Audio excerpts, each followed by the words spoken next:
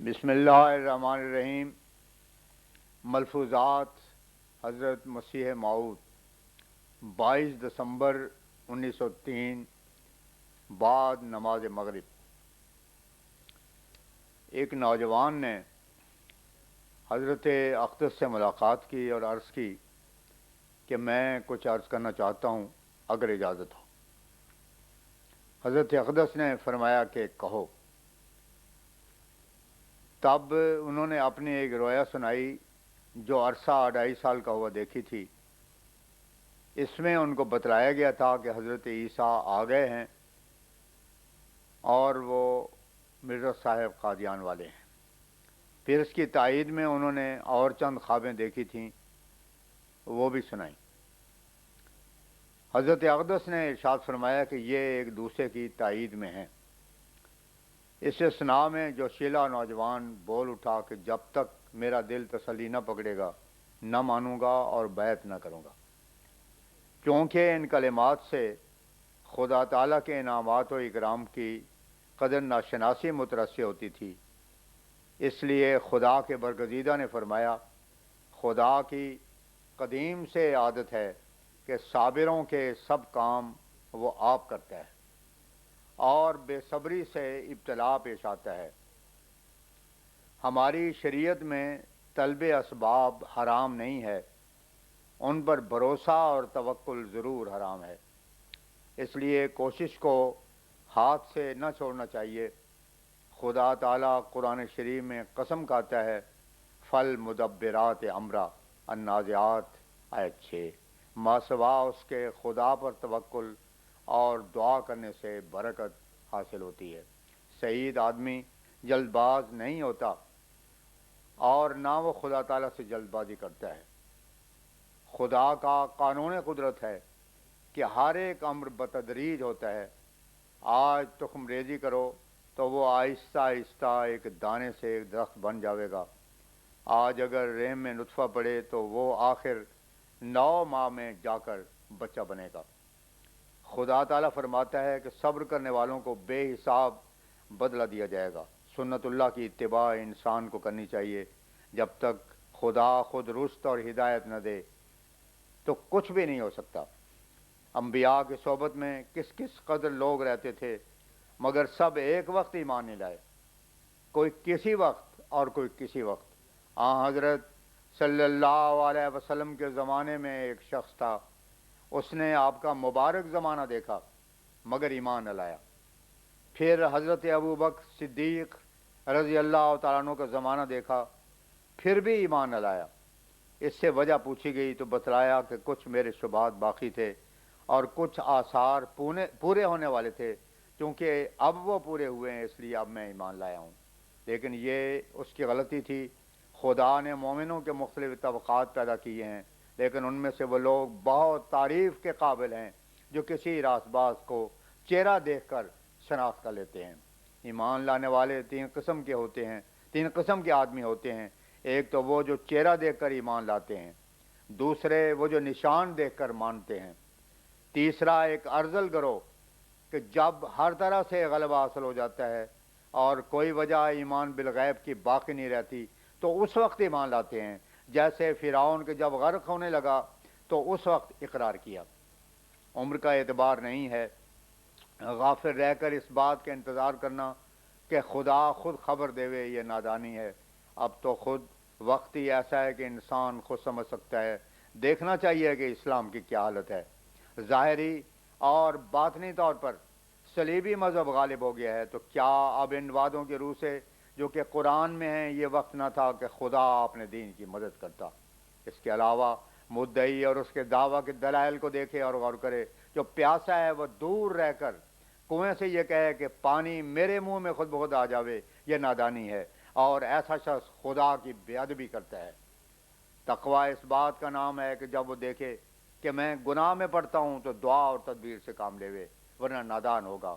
خدا تعالیٰ فرماتا ہے، من یتق اللہ یجعل لہ مخرجا ویرزقہ من حیث لا یحتسب، الطلاق آیت 3 و 4، کہ جو شخص تقویٰ اختیار کرتا ہے وہ ہر ایک مشکل اور تنگی سے نجات کی راہ اس کے لیے پیدا کر دیتا ہے۔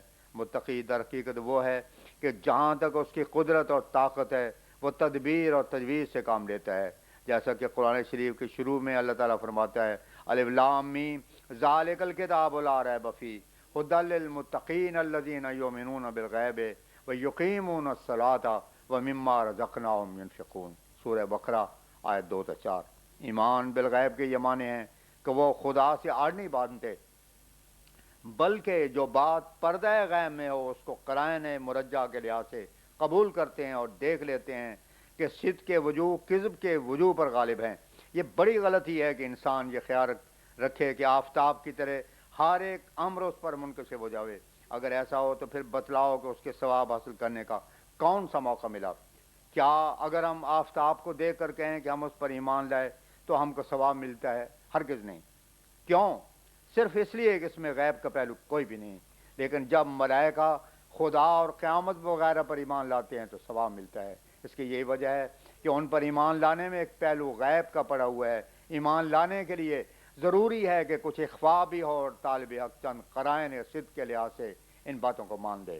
اور مما رزقناہم ینفقون کے یہ معنی ہیں کہ جو کچھ ہم نے ان کو عقل، فکر، فہم، فراست اور رزق اور مال وغیرہ عطا کیا ہے اس میں سے خدا تعالیٰ کی راہ میں اس کے لیے صرف کرتے ہیں، یعنی فعل کے ساتھ بھی کوشش کرتے ہیں۔ پر جو شخص دعا اور کوشش سے مانگتا ہے وہ متقی ہے، جیسے اللہ تعالیٰ نے سورہ فاتحہ میں بھی اس کی طرف اشارہ کیا ہے ایاک نعبد و ایاک نستعین، الفاتحہ آیت 5۔ یاد رکھو کہ جو شخص پورے فہم اور عقل اور زور سے تلاش نہیں کرتا وہ خدا کے نزدیک ڈھونڈنے والا نہیں قرار پاتا، اور اس طرح سے امتحان کرنے والا ہمیشہ محروم رہتا ہے۔ لیکن اگر وہ کوششوں کے ساتھ دعا بھی کرتا ہے اور پھر اسے کوئی لغزش ہوتی ہے تو خدا اسے بچاتا ہے، اور جو آسانیتاً کے ساتھ دروازے پر آتا ہے اور امتحان لیتا ہے تو خدا کو اس کی پرواہ نہیں ہے۔ ابو جہل وغیرہ کو حضرت صلی اللہ علیہ وسلم کی صحبت و نصیب ہوئی اور وہ کئی دفعہ آپ کے پاس آیا بھی، لیکن چونکہ آزمائش کے لیے آتا رہا اس لیے گر گیا اور اسے ایمان نصیب نہ ہوا۔ اگر کوئی شخص بیعت کر کے یہ خیال کرتا ہے کہ ہم پر احسان کرتا ہے تو یاد رکھے کہ ہم پر کوئی احسان نہیں، بلکہ یہ خدا کو اس پر احسان ہے کہ اس نے یہ موقع اسے نصیب کیا۔ خدا نے اس کی دستگیری کی کہ یہ سلسلہ قائم کیا۔ اب جو اس معاہدہ سے محروم رہتا ہے وہ بے نصیب ہے، لیکن جو اس کی طرف آوے اسے چاہیے کہ اپنی پوری کوشش کے بعد دعا سے کام لے۔ جو شخص اس خیال سے آتا ہے کہ آزمائش کرے کہ فلاں سچا ہے یا جھوٹا، وہ ہمیشہ معروم رہتا ہے۔ آدم سے لے کر اس وقت تک کوئی ایسی نظیر نہ پیش کر سکو گے کہ فلاں شخص فلاں نبی کے پاس آزمائش کے لیے آیا اور پھر اسے ایمان نصیب ہوا ہو۔ پس چاہیے کہ خدا کے آگے روے اور راتوں کو اٹھ اٹھ کر گریہ ازاری کرے کہ خدا اسے حق دکھا دے۔ وقت خود ایک نشان ہے اور وہ بتلا رہا ہے کہ اس وقت ایک مسئلے کی ضرورت ہے۔ اب وقت آزمائش اور امتحان کا ہرگز نہیں ہے۔ اگر کوئی نہیں مانتا تو بتلائے کہ ہمارا کیا بگاڑتا ہے۔ مکے میں اگر 100 آدمی انکار کر کے تباہ ہوئے تو بتلاؤ کہ حضرت صلی اللہ علیہ وسلم کا کیا بگاڑ لیا۔ ایک مرتد ہوتا تو خدا 100 اور لے آتا۔ کیا یہ غور کی بات نہیں کہ اگر ہمارا کارخانہ خدا ہی نہ ہوتا تو یہ آج تک کب کا تباہ ہو جاتا۔ ایک وہ وقت تھا کہ میں اکیلا پھرتا تھا، اور اب وہ وقت ہے کہ 2 لاکھ سے زیادہ آدمی میرے ساتھ ہیں۔ آج سے 22-23 برس پیشتر اس نے بتلایا جو کہ برائن میں درج ہے کہ میں تجھے کامیاب کروں گا اور لاکھوں آدمیوں کو تیرے ساتھ کروں گا۔ اس کتاب کو لے کر دیکھو اور پڑھو اور پھر سوچو کہ کیا یہ انسان کا فعل ہے کہ اس قدر دراز زمانہ پیشتر ایک خبر کو درج کرے اور پھر اس قدر مخالفت ہو اور وہ بات پوری ہو کر رہے۔ پس جو شخص خدا کے فعل پر ایمان نہیں لاتا وہ بدبخت مرے گا۔ نشان دیکھنے والے 2 قسم کے ہوتے ہیں، ایک تو لیکھرامی کے شوخی اور شرط کرتے ہیں اور خدا کی باتوں پر ہنسی اور تمسخر ان کا کام ہوتا ہے، ایسے جہنم واصل ہوتے ہیں جیسے کہ لیکھرام ہوا۔ اور ایک وہ کہ سنت نبوی کے موافق نشان چاہتے ہیں کہ دنیا کی حیثیت بھی بنی رہے اور نشان بھی ظاہر ہو، یہ نہیں کہ قیامت کا نمونہ ان کے لیے ظاہر ہو اور خدا تعالیٰ تمام کائنات کو زیر و زبر کر دے۔ اس صورت میں جب وہ خود ماری جائے گا تو نشان کون دیکھے گا؟ ایمان کی حد یہی ہے کہ عقل بھی خرچ ہو اور انسان فہم و فراست سے کام لے کر قرائن مرجحہ کو دیکھے، نہ یہ چاہے کہ سب کو انکشاف ہو جاوے، تو پھر اسے ثواب کس بات کا؟ وہ تو ایمان ہی نہیں ہے جس میں پردہ نہیں ہے۔ اس لیے خدا تعالیٰ فرماتا ہے کہ جو لوگ نشان کو دیکھ کر ایمان لاتے ہیں ان کا ایمان نفع نہ دے گا۔ انسان من وجن دیکھے کہ زمانے کی ضرورت کیا تقاضا کرتی ہے، وہ ایک مسئلے کو چاہتی ہے کہ نہیں، پھر ان وعدوں پر نظر ڈالے جو نصرت اور تائید کے لیے خدا نے ہم سے قبل از وقت کیے، اور وہ سب پورے ہوئے۔ غرضے کہ ان سب باتوں پر جب یکجائی نظر کر کے پھر بھی کوئی نہیں مانتا تو وہ کبھی نہ مانے گا۔ ایسے ضدی لوگوں کو حضرت عیسیٰ علیہ السلام نے بھی کہا کہ حرام کار لوگ معجزہ طلب کرتے ہیں مگر ان کو کوئی معجزہ نہ دیا جاوے گا۔ بس ایسی باتوں سے ڈرنا چاہیے۔ آبائی تقلید اور رسم اور عقائد کی پابندی کا ڈرنا ہونا چاہیے۔ یہ کوئی شے نہیں ہے، نہ ان سے انسان کو تسلی ملتی ہے۔ وہ نور جو آسمان سے نازل ہوتا ہے وہ حقیقی تسلی دیتا ہے۔ 21 دسمبر 1903 بعد نماز عید الفطر ظہر کے وقت جب حضرت اقدس مسجد میں تشریف لائے تو بعض احباب نے ذکر کیا کہ گرداسپور میں چند ایک شخص ایسے ہیں جن کو بڑا اشتیاق حضور کی زبان مبارک سے دعوت سننے کا ہے۔ اس پر حضور نے فرمایا اگر کوئی تقریب نکل آئی تو انشاءاللہ وہاں ایک مجمع کر کے بیان کر دیے جائیں گے۔ اصل ذریعہ تبلیغ کا تقریر ہی ہے اور انبیاء اس کے وارث ہیں۔ اب انگریزوں نے اسی کی تقلید کی ہے۔ بڑی بڑی یونیورسٹیوں میں ان کا طریق تعلیم یہی ہے کہ تقریروں کے ذریعے سے تعلیم دی جاتی ہے۔ حضرت صلی اللہ علیہ وسلم بعض وقت اس قدر لمبی تقریر فرماتے تھے کہ صبح سے لے کر شام تک ختم نہ ہوتی تھی۔ درمیان میں نمازیں آ جاتیں تو آپ ان کو ادا کر کے پھر تقریر شروع کر دیتے تھے۔ اپنے مخالفین اور طبقہ عمراء و رؤساء کے متعلق فرمایا میرا خیال ہے کہ اکثر ان میں سے بد نصیب ہی مریں گے۔ حضرت صلی اللہ علیہ وسلم میں کس قدر کے وقت میں کس قدر بادشاہ تھے جو اس وقت آپ کے معاصرین سے تھے، لیکن ان کو قبولیت کی توفیق عطا نہیں ہوئی۔ پھر خدا تعالیٰ نے ان کے بعد غریبوں کو بادشاہ کیا جو حضرت صلی اللہ علیہ وسلم کے ساتھ تھے۔ ہمارے متبعین پر بھی ایک زمانہ ایسا آئے گا کہ عروج ہی عروج ہوگا، لیکن یہ ہمیں خبر نہیں کہ ہمارے دور میں ہو یا ہمارے بعد ہو۔ خدا تعالیٰ نے یہ وعدہ فرمایا ہے کہ بادشاہ تیرے کپڑوں سے برکت ڈھونڈیں گے، تو یہ بات ابھی پوری ہونے والی ہے۔ یہ لوگ اگر اس وقت سمجھ بھی لیں تو بھی جو ان کی خود تراشیدہ مسلطیں ہیں وہ قبولیت کی اجازت نہیں دیتی۔